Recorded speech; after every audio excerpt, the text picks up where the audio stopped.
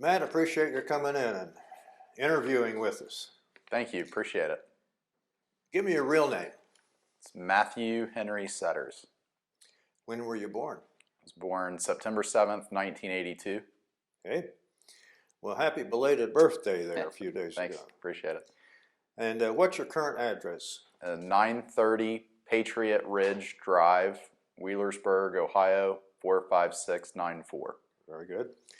The library likes to get kind of a family tree about folks and everything. So what are your parents' names, your father and mother's names? James Setters and Deidre Setters. It's now Novinger. Before Setters, what was her maiden name? Huffman. Huffman? Mm-hmm. Okay.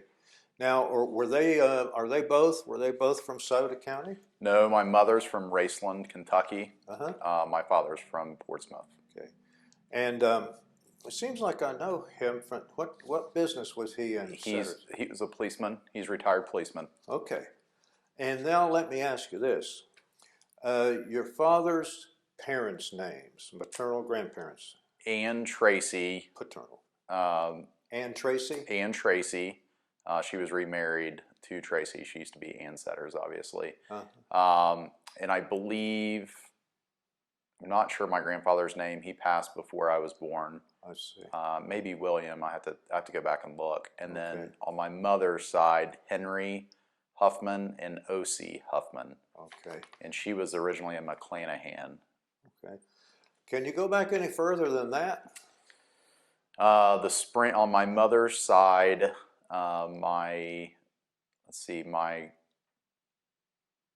grandfather's mother was a Springer, and then I think that's about it. That's probably as far back as I can go. Okay. I've got a little family tree with Yeah. some of the names and born dates and married dates. Do you have that family tree? Is that in your possession? I do, yes. Okay. Do you have any brothers and sisters? I do not.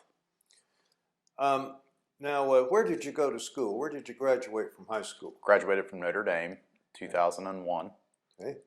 Now, while you were going to high school, did you have any little jobs or anything that you did? I did. I What? grew up mowing grass. That was right. probably my first job for neighbors. Bought a lawnmower and a weed eater. Yeah, good one. I actually worked for Steve Rodeheffer for a summer. Okay, what'd you do for Steve? I Mowed his lawn? No, I didn't mow. I took documents over to the courthouse as like courthouse runner and filer. Okay. I helped Kathy file Okay. various documents, and then probably the majority of my high school I worked at the Elks Country Club. Okay. Bag boy, clean clubs, clean golf carts, played a lot of golf. So. Was that a good job? Did you like that? Yeah, it was a great job. Oh, I meant to ask you too, did your father have any brothers and sisters? Yes, my grandmother was married 3 times, and she had 2 kids with each marriage. Mm-hmm. My dad and his brother were from the second marriage, Mm-hmm. but the Duncans, Carolyn and Rick Duncan, Rick's a engineer for the city, if you know Rick. I do know him. Rick is my dad's brother-in-law. He married my dad's sister, Carolyn. Okay. Brenda Thompson. They were in Portsmouth for some time. They moved away. Her husband, Robin, he worked here at the A plant, and then he's in Tennessee now. Mm-hmm. But they lived here for some time.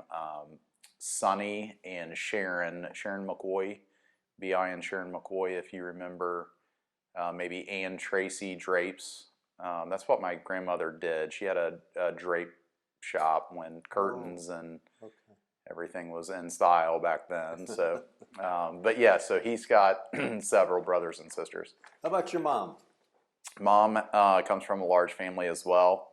Oh, wow. So she had Carla, Sandy, Jerry, Kathy, and Mark, who was the baby of the family. They were her siblings. Yes. Okay, good. So are you married, single, divorced, widowed, separated, all the above? What? Married. I have 3 children. Okay. What are their names? Whitley, and she's a sophomore in high school. Oh, wow. Riley, she's in 7th grade. And Bentley, he's in 1st grade. 1st grade? First grade. That's a good one. He's a handful. Well, what's your wife's name? My wife's name's Brandy. What was her maiden name? Andre. Andre. Was she local? She's local. She graduated from Portsmouth. Now, she was actually born in Germany. Oh, okay. She's born at an army base in Germany. I see. Her dad was in the army. So he's in the army then. Yeah. Mm-hmm. So now you graduated when? 2001, you say? 2001. What'd you do then? Went to college. Where? University of Kentucky. What was your major? I did communications and business. Mm-hmm. And then 9/11 happened my freshman year. Oh. So that I was on college spring break in Mexico in 2003 when we invaded Iraq. Yeah. And then 2005 I graduated with an undergraduate degree and decided to enlist into the Army. Did you? What was your rank when you? When I left, captain. Captain when you got out. Mm-hmm. Okay. So when you enlisted, did you go to OCS? I went to OCS. That's correct. Where was your OCS? Now, first you enlist. How do you do that? Do you enlist as an enlisted person? Go to basic training like all the enlisted? Yes. So where was your basic? Fort Jackson, South Carolina. Okay. And actually I was a specialist because I had my college degree. Oh, yeah. So I went into basic as a specialist and then graduated. When I graduated, I actually put on sergeant stripes. So I was an E5 when we graduated. And when we arrived at OCS, Officer Candidate School, I was technically a sergeant. And if I would have washed out at OCS, I would have went back to being a sergeant, an E5. Okay. Where was OCS? Where was that? Fort Benning, Georgia. Fort Benning. Mm-hmm. So first your basic was in Fort Jackson, you say, and then up the road was Fort Benning? Fort Benning. What branch of the Army? Was it infantry? Infantry. Was it? Okay. How long is OCS? How long did you do that? Let's see, 3 months. Let's see, I think I went to basic training June, got married June 4th, went to basic June 23rd, and then went to OCS, I believe, on September 1st, and then graduated, commissioned as a second lieutenant December 8th timeframe. Okay, so when you enlisted, you were married? I was married. Okay, and while you're in the Army, you have children? Yes. Okay, was that kind of rough? Had to. It was tough. I went to Iraq in 2007, deployed on Veterans Day, go figure, November 11th. My middle child, Riley, who's now in 7th grade, she was 3 weeks old when I deployed. Oh my. And my oldest, Whitley, was 3 at the time. That was tough on her. So when did you go to Iraq again? Deployed November 11th, 2007. 2007. How long was your tour there? 14 months. Came back December of 2008. We were one of the units that got extended, if you recall. Most units were deployed for about 12 months, and then they needed more troops, and we were one of the units that got an extension for 2 months. Did you do another tour there or anything? I did not. When I came back, I stayed. Was trying to get into the FLEP program, Funded Legal Education Program, become a lawyer, go figure. Took the LSAT, didn't score high enough to be selected for the Army. They only take a few officers a year. So then once I realized I wasn't going to get it paid for, I left. Left the Army? Left the Army. When were you discharged then? Let's see, September 2009. 2009, okay. So you went in the Army, so you enlisted. Tell me again when you enlisted. Let's see, 2005. 2005 to 2009. So you had 4 years there in the Army. 4 years and then 4 years in active reserve. Okay. What reserve unit were you in? They didn't really assign me to one because I was considered inactive. Inactive. Yes. Right. So you've got those 4 years of active duty, right? That's correct. And 14 months in Iraq. Did you go anywhere else other than Iraq? Overseas? Not overseas. Okay. Kuwait. We flew into Kuwait, but staged there, and then from there into Iraq. My son was in Kuwait, and he said when he got off the plane, when the heat just hit you right in the face, it's like a sledgehammer. It was a different feel, and I got there in the fall, When it's cool weather? Yeah, so it's still cool, but it still hits you. But you know, it's interesting. It would get cold at night. Yeah, that's what you said. Very cold at night. You got to bundle up there. Mm-hmm. Yeah. So you got into Kuwait there, and then so what did you do then? Just get acclimated to the time zone difference. You know, days and nights are completely different there. Oh, yeah. We started getting all of our equipment ready to go into Iraq. My unit was already over there. I was with Alpha Company 37 Infantry out of Fort Stewart, Georgia. Yeah. We were Rock of the Marne. Is that the third Infantry Division? Yes. Okay. So yes. mechanized. So Bradley fighting vehicles. Is that your unit, Bradley's? Mm-hmm. Okay. We shipped them and didn't take them off the fob. So you didn't? No, we spent a year getting ready, fighting in them, training obviously, and going to different ranges with gunneries and getting to know the system and the vehicle and learning how to fight from them, and then got to Iraq and got in Humvees. Well, that's Army logic. Yeah, that's right. I've been there. Army logic. So it was interesting. So at that point, you're fighting insurgents, aren't you? Yeah, it was pretty interesting. I explained to a lot of folks, we were like a police force at that time. So late 2007, 2008, Iraqi army had dissolved at this point. It was trying to be rebuilt by the United States. So we would actually interact with some of the guys that were fighting back in 2003, 2004 against us. Now we're teaching them how to fight. Yeah. Which was pretty interesting. But at that time, it was Al-Qaeda in Iraq, AQI. And it was, IED central. So I was never afraid to get shot. I was afraid to get in the Humvee, roll down the road, and get blown up.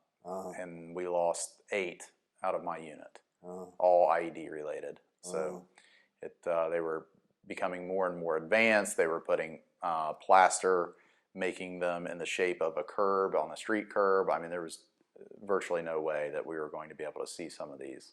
How did you counter that? We had, I don't know if it's what type of level of classification it is, but a buffalo. Yes, yep, and we had some signal forget what the equipment was called, but it would actually go out in front of the vehicle. It extended out almost like a flag, and it ran jamming signals. So if it was remote detonated, it was supposed to jam that signal to not detonate. Pressure plates, good luck. Hit pressure plates, it's virtually, but yeah, to your point, a buffalo sometimes. The engineers honestly had it pretty tough. The engineers did. The engineers did route clearance, and that's not what anyone wanted to do. Explain what a buffalo is. Well, water buffalo is what we typically call a buffalo, and it contained all the water. There is a vehicle called a buffalo now, and it would go out with the engineers, and it was a big armored, almost like an MRAP.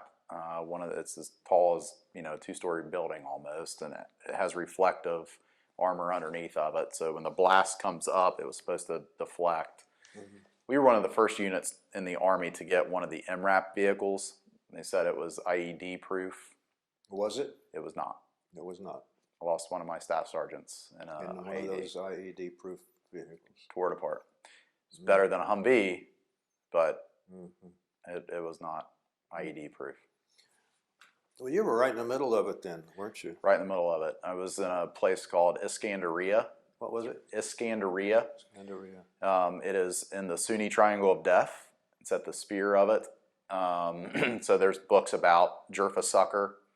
That's really our area of operations. There was a lot of Al-Qaeda there at the time. The Sunni and Shias were constantly fighting.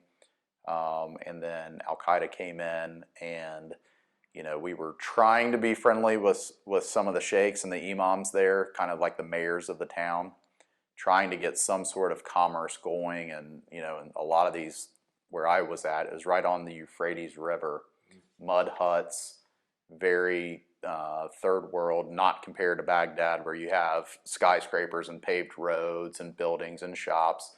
I was in a very primitive area of Iraq, right on a power plant that the Russians had built. It's the Musaib power plant. Was it operational? It was operational. We did not get mortared.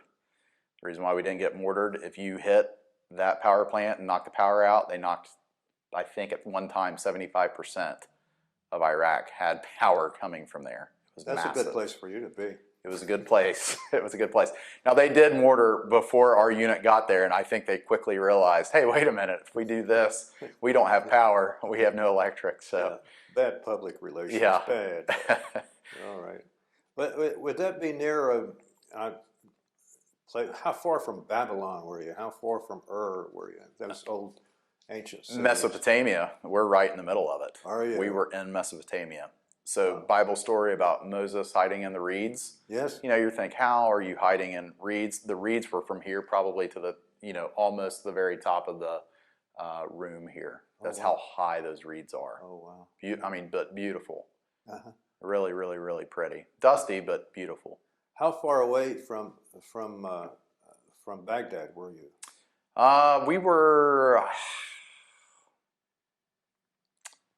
want to say about 150 miles from Baghdad, maybe less than that. Did you ever get into Baghdad? All the time. So I had an odd, interesting additional duty. I flew to Baghdad every month, picked up $20,000 in cash, United States cash every month, came back and was able to go out and disperse that into the Iraqi community. They were happy to see you coming. They were very happy to see me coming. I would take a briefcase, a soldier with me, pick up the money and come back, and then we were able to distribute it to local shop owners. Oh, wow. We were, maybe buying some appreciation for us. Did it buy you any security, you think? I mean, You know, when you're walking around with a briefcase, did the bad guy say, hey, let this guy go?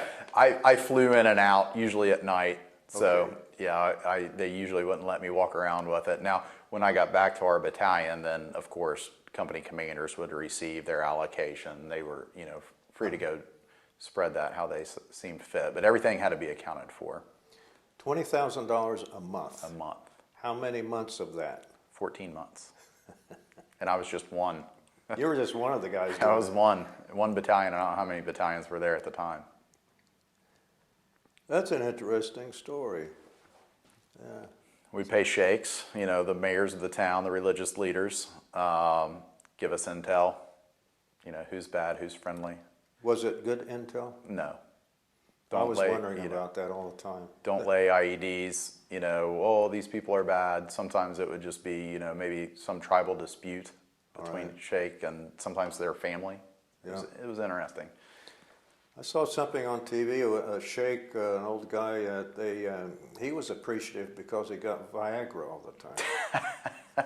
Was there any of that going on? Not in my unit. We were all men units, so if there was, they would, they'd be asked to leave quickly. Well, I don't know about that. Well, so that's interesting. And then, of course, I noticed on your license tag you got a Bronze Star. Do you want to say how you got that? It's, I wish I could tell you it was something real heroic. More or less, it was leading the amount of men I did in area of operations. So we, when I arrived to Iraq, I was I think, first lieutenant. I had just been first lieutenant. I had trained, one of the frustrating parts for me was I had trained with my platoon as a second lieutenant, got them ready to deploy. Trained with my crew and my Bradley crew. 18 months later, after you're a second lieutenant, you pin first lieutenant as long as you don't do anything stupid. Well, I pinned first lieutenant, and a lot of my friends, the guys that went to West Point, were pinning on captain at about the same time. Oh. So we had, when I got to Iraq, I did not get my platoon, which was unfortunate because you train with those guys. I became the company XO. So I was the executive officer for our company, and then the guys that pinned captain, I became the HHC XO, which was in charge of our FOB security, along with headquarters and headquarters company, which included the snipers and the scouts, We had our battalion commanders, security detachment. So you name it, we had kind of the logistics of the entire battalion that we had to handle. So, in addition to operating in a sector and going out and securing a sector outside of our FOB, and then going out and trying to promote U.S. diplomacy. Which FOB is a forward operational base. that's correct. And I asked a friend of mine one time, he was in the initial invasion. He got a Bronze Star. I said, you want to tell me how he got that? I said, yeah, I used to go back and get the donuts and bring them up. I don't believe him for a minute. I didn't believe him for a minute. Anyway. What else about that? What was that experience like? I mean, you'll never forget that. Never forget it. Glad I'm back. Lost, for me at the time, with a young family, married, kids, getting started outside of school, it was tough being away from family. Aspects of the Army I really, really liked, and then other aspects, obviously being away. I think when I got my discharge papers, I had spent more time outside of continental United States and training than I did at our base there in Fort Stewart. So a lot of time away from family. That's tough. Iraq's just a different world, it seems, and it can even be a different world compared to a major city like Baghdad, compared to a very rural area. It seems like a third world country, mud huts, bathing in the river, sometimes electric, no electric, very primitive ways to live. And they don't necessarily, people don't have TVs, they don't have smartphones, they don't have the news or the information that we have available. So it was very interesting. When did you got your captaincy here at some point? When was that? I pinned captain when we returned from Iraq. I had another 9 months once we returned. If I would have stayed in, I would have went to company command school, which was at Fort Knox. Armor was Fort Knox, and Benning was for infantry, and you could go to either at the time. I think you could even go to field artillery. But it was having Riley, who is my middle child, 3 weeks old. When I came back, she didn't know who I was. That was really tough. Was she afraid of you? She was, except her older sister Whitley, would grab it. She was so excited to have me back. It opened up the door. It opened up the door, and she got comfortable rather quickly. But we've got some pictures where I'm holding her, and she's reaching out for my wife Brandy. Just like, who is this guy? Yeah. Get him away from me. Well, it's not like that now. No, it's not like that now. How big was your platoon? How many? We had roughly 40 soldiers. 40, I figured, yeah. Okay. And of course, your arms then was M16. We had an M4. M4. Which is the shorter version of the M16, essentially the same weapon. Our stock, the back end of our stock was collapsible, and then the barrel was a little bit shorter as well for urban operations. So if we went into a house, we wouldn't have such a large weapon to swing around room to room. Did you do that? Go into houses and all that sort of thing? We did. That must have really scared a lot of people. It was like a police SWAT team. We were like a police force out there. It's what it seemed, trying to figure out who was good and who was bad, and one day they would wave and you think they're friendly, and you don't know if they're laying IEDs or giving up intelligence on what we're doing in their area to whomever. Were you there when Padres was there? General Did Petraeus you ever was meet him? Did not. He flew into our FOB and recognized some soldiers, but I personally did not meet him. But I was there when he did that. Yep. Interesting. Did you meet anybody famous? Did they have? Did anybody from Hollywood ever go over there, entertain or anything? Not on our base. They did up at larger bases. Bagram Air Force Base. They had, Air Force seemed to get all the good stuff. They had swimming pools All and the good swimming pools. we were. That's combat in the Army for you. Now I did. This is strange how it happened. I like to golf. We had one of the units that we ripped with, left a driving range mat, Oh. some golf balls, and a tailor-made 6-iron. That's all we had.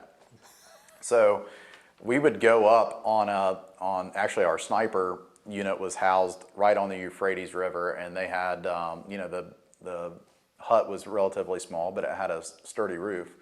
Well, a friend of mine, Captain Joe Davidson, him and I would hit golf balls into the river. Well, he took a picture of me one day, and I wrote a very simple little article to Golf Digest, thinking, we'll see, maybe they'll put me in, and they did. They published my article in Golf Digest, May of 2008. I didn't ask for anything, and then about 2 months later, we had a Chinook helicopter fly in with tons of driving range mats, golf balls, clubs. People donated from all over the country. Really? It was pretty neat. So we left all that there so people could, soldiers could have a little bit of downtime. That was probably the hardest part. When you come back from patrol, you can work out, you can sleep, you can walk around limited, area. But other than that, there wasn't much recreation. So a lot of time, just downtime. Was there any alcohol allowed on the bus? No alcohol. No alcohol. It's against their religion, so we could not drink alcohol. Although I know the special force. Now we had some special forces guys roll in, and they could somehow get it. I don't know how, but they did get it. Well, they think they're special. Yeah, that's right. It's special for a reason. Yeah. But you played a lot of golf anyway. You were able to I do hit some that golf balls. became famous. It was good. Yeah. You have that article, don't you? I have it. It's framed in my office. Well, that's neat. Yeah. I want to see that sometime. Yeah. Have you kept in contact with any of the guys that you... I do on LinkedIn. Social media makes it a little bit easier now to keep in touch. I don't have Facebook, and I don't do any other social media other than, LinkedIn, which is a professional network. And I do have guys on there that we served with that I can kind of keep in touch with. So that from that aspect, yes. Regular phone calls, no. We've all, lost touch just a little bit. Gone on with life. Gone on with life. Yeah. So you haven't had any reunions or anything like that? Then? No reunions. Yeah. So when you got home, did your wife know the day you were coming home? She did. We were allowed. We had a window. So we had a window. I was hoping to get home before Christmas. I had purchased a car. We had one car at the time, small car, and we had 2 children. So I had purchased online a car for her, and my plan was to go pick it up and surprise her on Christmas morning if we got back. I got back on December 23rd after midnight. Well, just before midnight, drove to Atlanta on Christmas Eve, made up some story. I can't even remember what I told her. Drove it back, put our vehicle at our battalion commander's house. He knew about it, and then surprised her on Christmas morning with it. Wonderful. So I was back 2 days prior to Christmas. That's great. That was pretty neat. When you left, did you fly out of Kuwait, Kuwait City or something? Yep. We flew into Shannon, Ireland. That's what my son did. Yeah. Stopped, refueled. It was interesting. We went in the airport and everyone was drinking beer at 10 a.m. Not. Did you have a beer? No, I wish I could. That was when we were on our way over. But the locals were, and there was a golf course right there. We flew in. It was really pretty. Ask your son if he remembers the golf course to the side of the airport. Okay. I will. Looked like a neat place to play. But you go in and people are drinking, big pints of beer and eating eggs. It was early in the morning. Like, oh my gosh, can we stay? Let's stay here. And then from Ireland, you went to where? Kuwait. Camp Buring, Coming Kuwait. back, where did you go? We flew into Germany on our way back, and I can't Oh. remember where in Germany. Okay. We went to Germany, and then Then where? I want to say we flew directly into Savannah. Okay. I think we did. On our way to Iraq, we flew to Fort Drum, New York, and picked up MPs from 10th Mountain Division. And then from there to Shannon, Ireland, from there to Camp Buren, Kuwait, and then to Iraq. So Did you, so when this car, was that in Georgia? Was your, what was that? Volvo SUV, when it first came out, it was black with leather, and it was off one of the, you remember the Twilight films? Yeah. I don't know if you saw this or not. Yeah. The girls got into them. She wanted that car, and I was like, well, okay. I had all that tax-free, for the most part, combat pay, so I was able to swing it. Your folks, did they know when you were coming back exactly? Yeah, my wife was able to communicate with them. When did you see them next? Let's see, we got back and we had to, I think we had about 2 weeks there at Fort Stewart, where we had to turn in everything, turn in all of our gear, and then go on leave. We were able to go on leave. It may have been 3 weeks. It was a little bit of time, and then we came back to Portsmouth that first opportunity we could. Was your dad in the service? He was. He was in the Air Force in Vietnam. Was he? Mm-hmm. Is he still living? Yes. Maybe we can hook him up. Yeah, absolutely.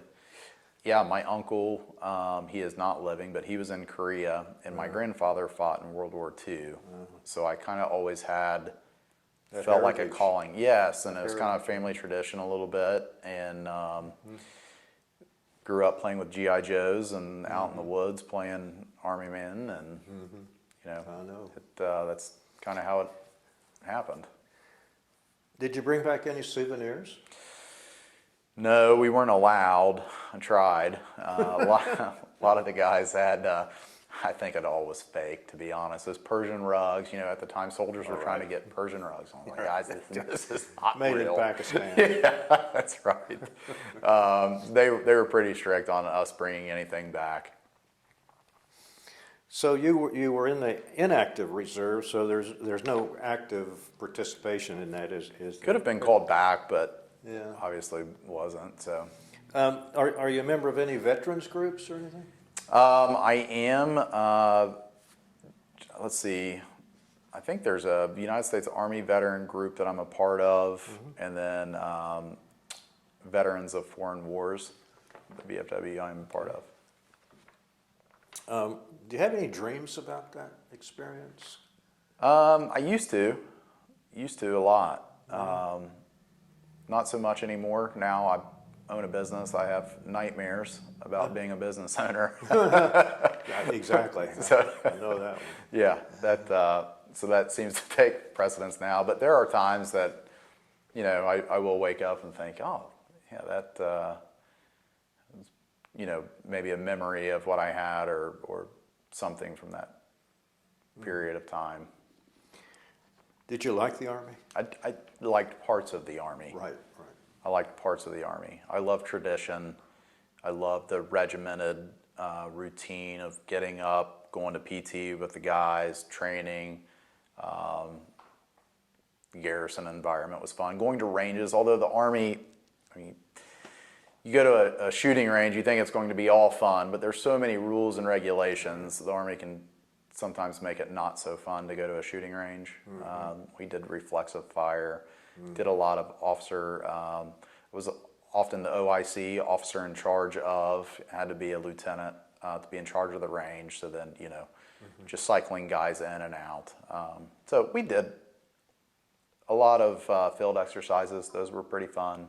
Went to the National Training Center, NTC, out in the Mojave Desert. That was interesting. I went out there as an instructor for a month, and then also as a student per se, because we were getting ready to deploy, and that was kind of our pre-deployment training to kind of get acclimated to the desert, what we were going to be doing. They have mock villages, they have role players that speak Arabic, they have real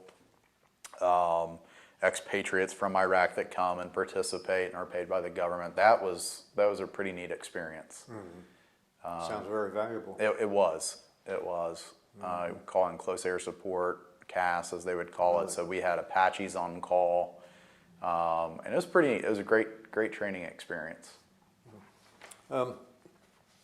Is there anything else you'd like to say? Anything about? I appreciate the interview and your time and Oh, just that's all right. putting this together. I mean, it's very special and important. I think to be proud that you're a veteran. The guys from Vietnam, my dad's generation, came back and it wasn't so welcoming. It was very welcoming for me. Something to be proud of again.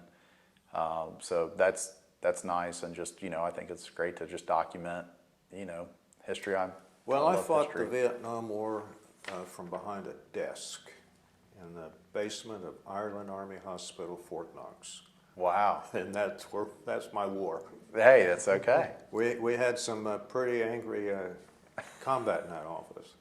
Office politics. Sure, absolutely. Some of those women that did not want to hear it from a second lieutenant. Hey, I Little understand. shavetail that I was.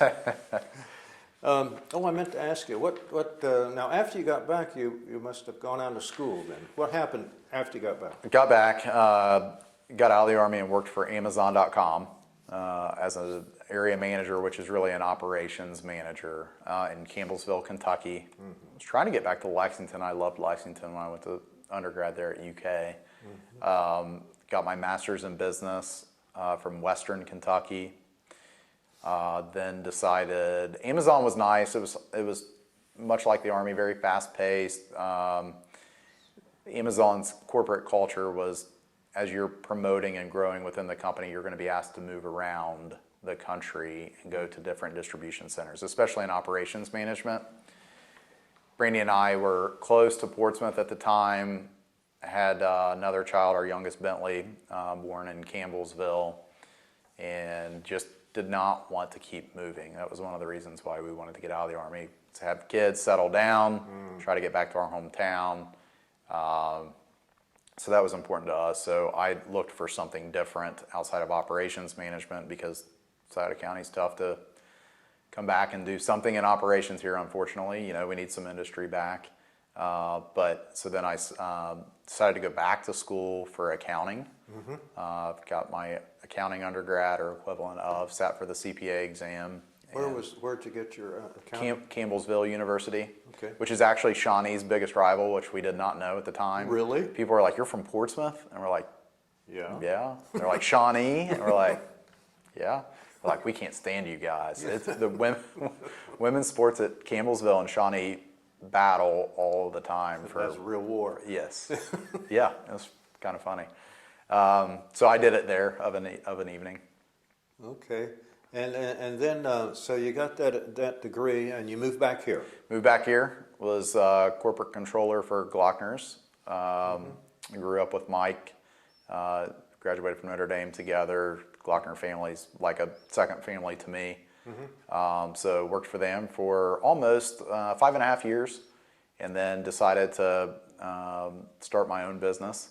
And they fully supported me in doing that. And so that's been... Your own business, is that where you are now? That's where I am now. Okay, what's the address there? 636th Street.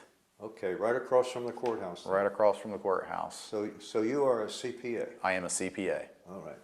And does your wife work? She works for me part-time during tax season. Oh, yeah. Right now with COVID, she stays at home and is a teacher to our kids. So.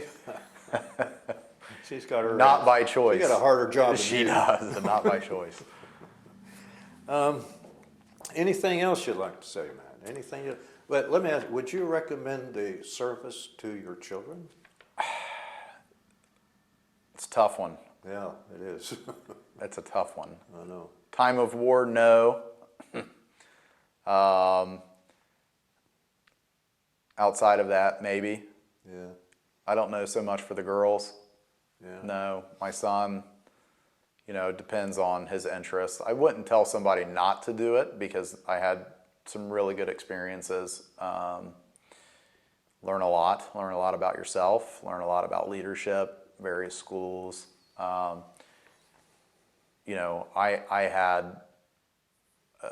glad I'm back here now.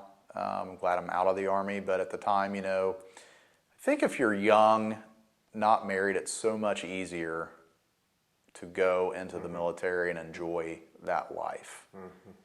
When you are married, it gets a little harder, but married with children, it's tough. Very hard. It's very, very hard.